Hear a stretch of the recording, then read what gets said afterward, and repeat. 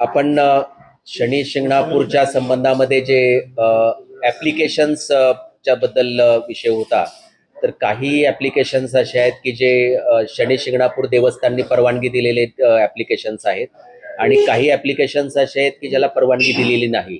दोन्ही प्रकारच्या ॲप्लिकेशनचा तपास जो आहे तो आपलं सायबर पोलीस स्टेशनच्या माध्यमातून करण्यात येत आहे.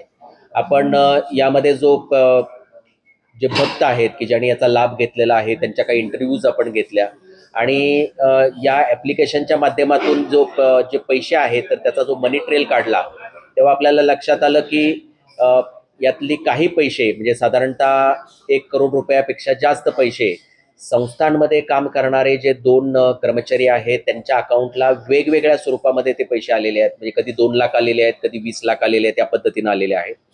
आपण त्या 2 कर्मचाऱ्यांचा आपण तपास करतो आहे. ते दोन्ही कर्मचारी जे आहेत ते संस्थांच्या पेरोलवरचे कर्मचारी आहेत आणि आपण संस्थांकडे म्हणजे याचा पण आपण तपास करतो आहोत की त्यांनी परवानगी दिलेले जे ॲप्लिकेशन्स आहेत तर त्याच्यातून जे ॲप्लिकेशन रन करणारी जे कंपनी आहेत तर त्यांनी संस्थांना ॲज अ रेव्हेन्यू म्हणून किती पैसे पे केलेले आहेत तर त्याचा पण आपण तपास करतो आहोत. तर सध्या आपल्याला लक्षात आलेलं आहे की या कंपनीनं साधारणतः 1 करोड रुपयापेक्षा जास्त पैसे जे आहेत हे संस्थांच्या 2 कर्मचाऱ्यांना जे आहेत ते त्यांच्या अकाउंटला वर्ग केलेले आहेत.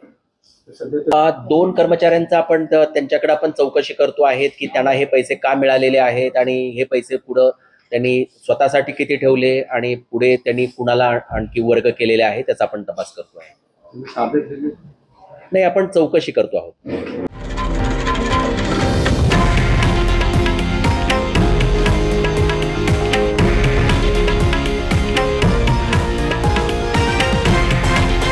हे आहे देशातील नंबर 1 न्यूज नेटवर्क आणि आपण पाहत आहात TV9 मराठी, एकमेव.